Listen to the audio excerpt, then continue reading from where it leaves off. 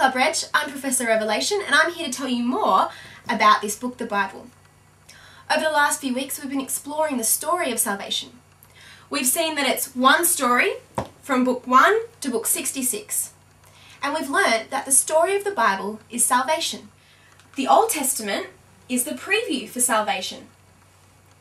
The Gospels, this is when salvation happens. And then the letters speak about salvation spreading to all the earth. Last week we learnt that the best place for you to start reading the Bible is at book number 40, Matthew. But really, you could start at any one of the 4 Gospels and go from there. But what happens if you don't understand something? It might be one word or a whole verse. But what do we do when we don't understand something in the Bible? If it's just a word that you don't understand, why not grab a dictionary off your shelf and look it up? If that doesn't help you, or it's a whole verse that you don't understand, then what you can do is check out a different version of the Bible. A few weeks ago we learnt that the Bible was originally written in a whole bunch of different languages. The New Testament was originally written in Greek. Here's a Greek Bible right here. But most of you guys don't speak Greek, so that's not going to be very helpful for you. Here we've got the ESV and the NASB. These versions are in English, but some of the words are still quite tricky and hard to understand.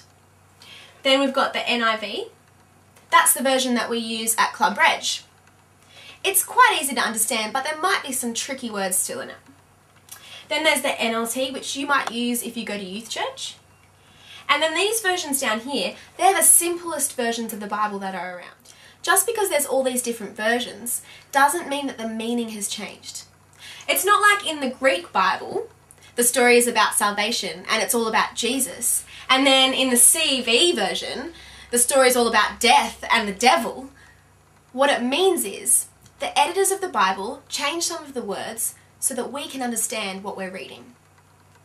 So let's look at an example. Let's check out John 3:16. Here's John 3:16 in the Greek version. It says, well, I'm not even going to bother reading that out because none of us understand Greek. Then we've got the King James version. This is the these and thous version that Ed always talks about. So you can see how there are some really tricky words in that. No one uses words like whosoever and believeth, except maybe Romeo and Juliet in Shakespeare. Well, then there's the NIV version. That's what we use at Club Reg. You can see that the English there, it's really pretty easy and we understand almost all of those words. Then there's an even simpler version, which is the CEV. So you can see that all 4 versions are saying the same thing, but the editors have changed the words so that they're easier for us to understand.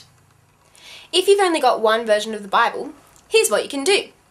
Go to Google, type in Bible Gateway, and hit I'm feeling lucky. Then up comes the website BibleGateway.com. This website is brilliant. You can type in John 3:16 and there it comes. This is in the New International Version. But up here are all the different versions. There's the King James Version that we looked at, the ESV, the CEV. And a really good version for you guys to look at is the New International Reader's Version. This version is really easy to understand and will help you understand your Bible. If you're still confused and you don't understand, post a question up on the forum, or put it in the question box and I'll answer it, or ask your leader. I'm Professor Revelation and I'll see you guys next week for more about the Bible.